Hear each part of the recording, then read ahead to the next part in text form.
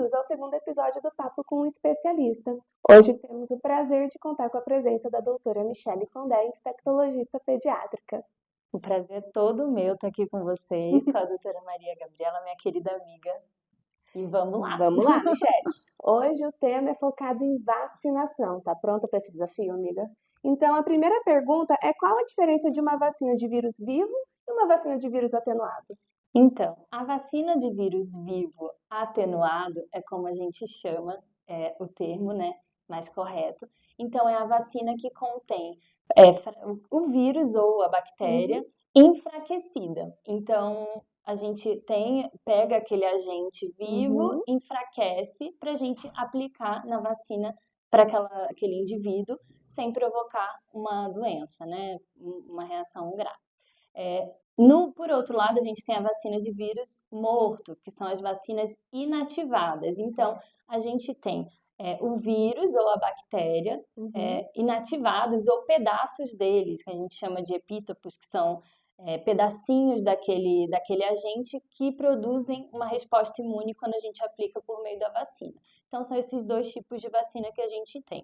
Amiga, e quanto tempo depois da vacinação a gente ainda pode ter reação? Então, as reações locais e sistêmicas, febre, mal-estar, em geral ocorrem até 24, 48 horas da aplicação da vacina, de uma maneira geral, falando de todas as vacinas, né? Claro, algumas podem durar até 72 horas, mas quando são reações persistentes, né? Mais do que isso, é bom a gente estar atento e ter uma avaliação médica para avaliar se tem alguma intervenção a ser feita, certo? E quando que devemos iniciar a vacinação? A vacinação inicia ao nascimento. Então, a criança que nasce já tem a indicação de receber a vacina da hepatite B, conforme orientação de órgãos internacionais, como OMS, inclusive as nossas sociedades brasileiras de imunizações e Sociedade Brasileira de Pediatria. A gente pode fazer o medicamento antes de dar a vacina para evitar as reações pós-vacinais? Então, essa recomendação não é uma recomendação válida de forma geral. Então, a gente evita medicar antes das vacinas, né? Porque a febre é um mecanismo de estímulo ao sistema imune. Então, quando eu tenho febre, eu levo células de defesa àquele local, reconhece a vacina, reconhece o antígeno e produz a minha imunidade. Então, se eu diminuo essa febre, eu diminuo um pouco ali a resposta, poderia afetar a eficácia da vacina. Tem algumas situações específicas que se é autorizado a gente fazer esse antitérmico profilático, né? Então, por exemplo, na vacina da meningo B, em bula, tem um estudo que permite a gente usar um paracetamol antes da vacina, de forma profilática, sem alterar a eficácia, porque foi estudado isso. Em outras situações, crianças que, por exemplo, tiveram um quadro de uma febre muito alta numa dose anterior, que teve até uma convulsão febril, a gente pode ponderar o uso do antitérmico pré a nova dose, por exemplo, a segunda dose daquela vacina que ele teve aquela convulsão febril. Quando a criança é alérgica a ovo, é verdade que a gente não pode vacinar essa criança? Não, né, gente? É mentira. Vamos lá, vou tentar explicar um pouquinho melhor. Então, a gente sempre classifica as reações alérgicas. Então, se é uma reação urticariforme, que a gente fala, então uma alergia leve, o paciente come ovo, fica com placas, fica vermelhinho, coçando, uma reação leve, não contraindica de maneira nenhuma as vacinas que podem ter componentes de ovo, né, que são elas, né, a vacina da febre amarela, da influenza e tríplice viral, sarampo, cachumba, rubéola, pode conter traços. Essas três não são contraindicadas em casos de alergia leve a ovo. O paciente teve uma reação grave, anafilaxia, que a gente chama, inchou a boca, ficou com falta de ar, vômito persistente, né, que é a caracterização de anafilaxia. Pós uma dessas vacinas, pós-ovo, né, então, em caso de se expor a ovo, a gente também não contraindica a vacina. A orientação é que essas vacinas, né, febre amarela, influenza, seja realizada num ambiente que eu tenho suporte para intervir em caso desse paciente ter anafilaxia, mas não impede, tá? E aí, assim, idealmente, conversar com o pediatra, né? Se teve uma reação grave, um alergista, né? Para avaliar esse contexto e organizar a melhor forma de vacinar esse paciente, tá? Perfeito. Mas, assim, né? Conclusão: na maioria, alergia, só uma urticária não contraindica, nem precisa de cuidado especial nenhum. E agora vamos entrar para um tema polêmico. Qual a diferença do calendário vacinal do SUS para o particular? Nossa, gente, essa pergunta aí é difícil, porque é ampla, né? Então, são muitas as diferenças, né, do calendário SUS e particular, mas o nosso calendário do SUS é muito completo em comparação, né, a diversos calendários no mundo. Então, Com certeza, é um dos mais o completos do nosso mundo. Programa Nacional de Imunizações é fantástico. Vamos Não falar. vamos ser sinceros. É fantástico, a gente tem grande cobertura de principais patologias. A diferença principal do SUS para o particular, em geral, tem mais algumas vacinas que não estão disponíveis no SUS, a gente tem na rede particular, e quantidade, às vezes, de doses, que na rede particular a gente indica mais doses para melhor eficácia da vacina, né? E ampliação de idade. Às vezes a gente tem no SUS uma faixa etária específica para aquela vacina, na rede particular a gente já tem uma idade maior. De forma geral, bem por cima, é isso, né?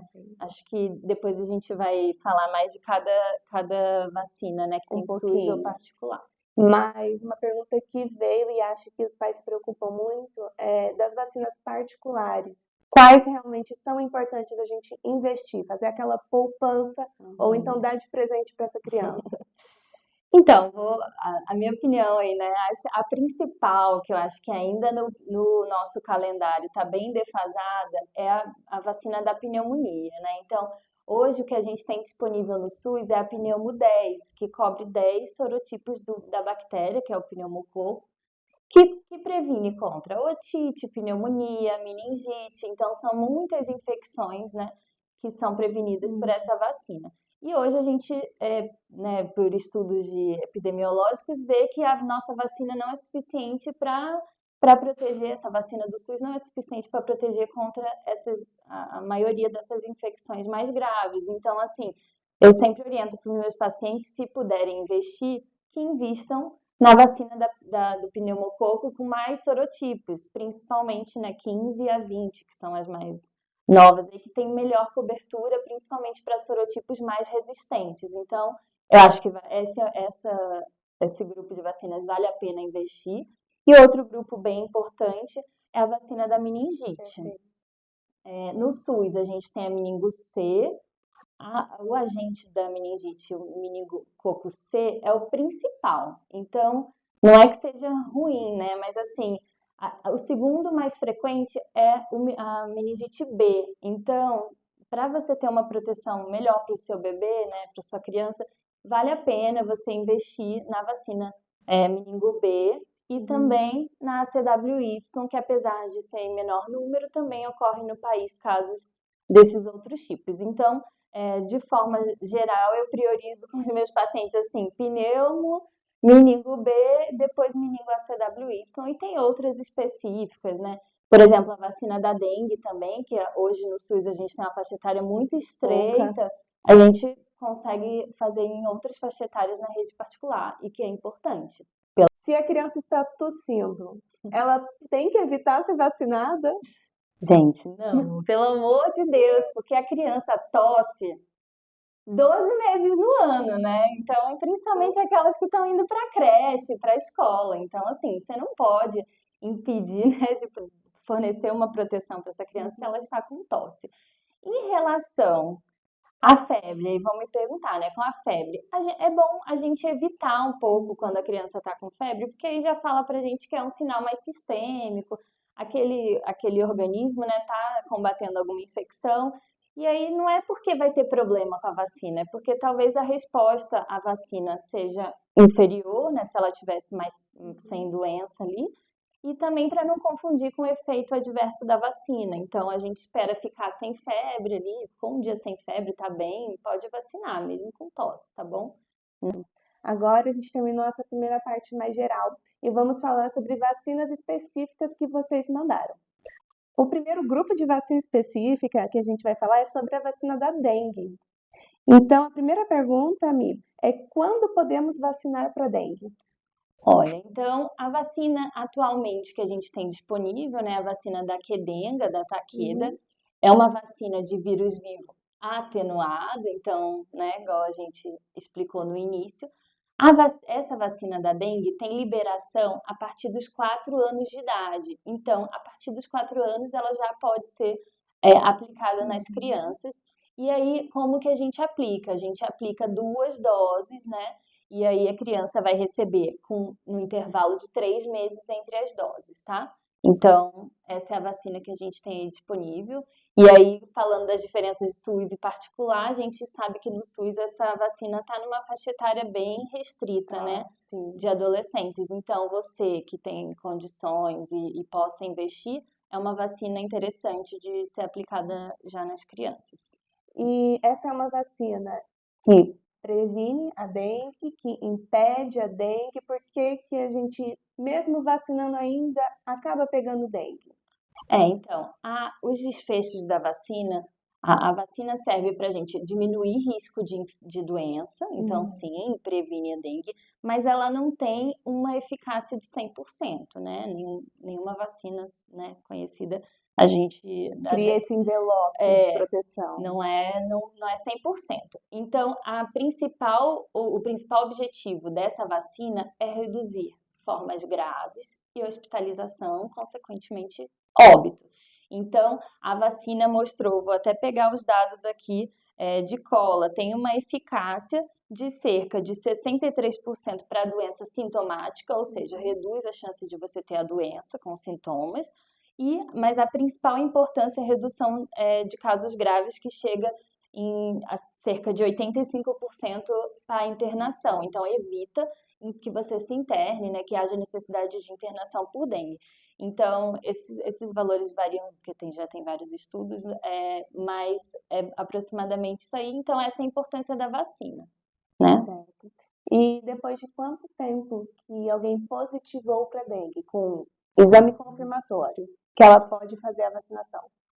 Então, é um consenso de especialistas, né, essa informação. Não há um dado de estudos ainda sobre isso. O que acontece é que às vezes você tem a dengue e nem sabe, vai lá e toma a vacina né, enfim, acabou. Mas a recomendação de especialistas é que se aguarde 6 meses para vacinar. A ideia não é que vai causar um mal, tal, mas assim, tem a hipótese de que talvez os anticorpos que você produziu na infecção ali que você teve pela dengue possa reduzir um pouco a eficácia da vacina, porque eles inativam ali o vírus vivo e não produz aquela resposta que você esperaria. Então tem-se esse consenso de 6 meses, porque você ainda teria os anticorpos ali produzidos pela infecção natural, né, pela infecção da dengue mesmo, que você não precisaria vacinar, espera esse período e aplica a primeira dose. Vamos para a segunda vacina mais perguntada, que foi a vacina da influenza. Vacina boa. E aí a primeira pergunta é qual a diferença entre a vacina da influenza do SUS para a vacina particular? Então, a principal diferença é a cobertura das cepas, né? Então, a vacina que a gente tem no SUS, né, é a vacina trivalente. Então, ela tem cobertura para 3 cepas, 2 do sorotipo do grupo A e 1 do B. Então, assim, e a vacina na rede particular é quadrivalente. Então, a gente pega 2 cepas do influenza A e 2 cepas do influenza B. Então, tem essa cobertura mais ampla, tá? Então, essa é a diferença. Certo. E depois, mesma coisa da pergunta da dengue, que acho que tem tido surtos de influenza, principalmente aqui em São Paulo. Depois de quanto tempo do diagnóstico confirmado de influenza, a pessoa pode se vacinar? Então, para a influenza, a gente é um pouco diferente. Resolver os sintomas, você já pode tomar a vacina, porque a influenza não tem aquela resposta cruzada como a dengue, né, que a gente tem. Então, a recomendação é tive influenza, veio lá, influenza H1N1.